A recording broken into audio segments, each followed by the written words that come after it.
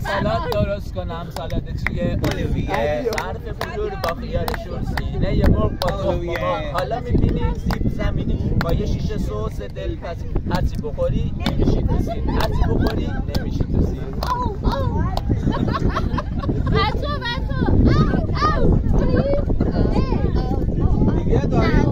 دیگه داریم سر مرزا بچه اینجا نه دیگه اومدی سر مرزا کم کم میخواید برید تو 6 و 8 و بعدش هم حتما بندری و دیگه نگم برات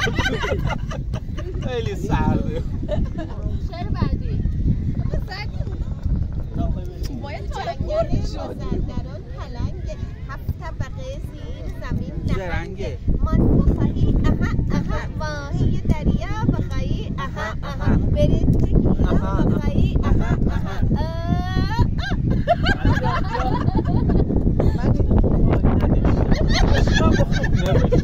بابام با من خیلی درد میزنم زمین هوا میره نمیدونید آب جا میره نداشتم مشقا با خوب نوشتم بابام به من یه دوب به قلقلی داد شینگی دروازه شمشیر تازه من با کی قهرم آشتی ندارم خمینی نازه ببین بحث سیاسی نکنید فقط با هم و بستم و وقت نوازه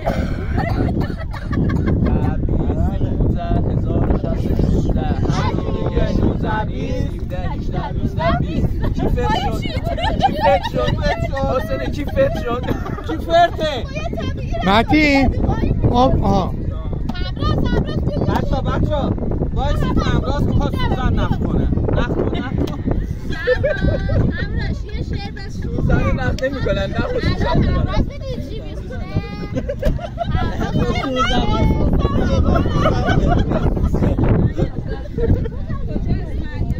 فقط اینو نگه دارید باد نبره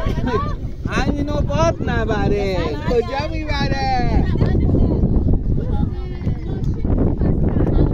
ماشینمون بسه بریم ما سبزه آوردیم همه بیاد سبزه با آب بندازیم مدرسه یاد برید بیاید همه میخوام سبزه رو ببریم چایی نداری؟ دارم عصبی میشم چی شد؟ باشید بیام جمع کنیم بریم حالا چایی نمیبردی؟ بازی کنیم یکی نمیشه جمع خوشگله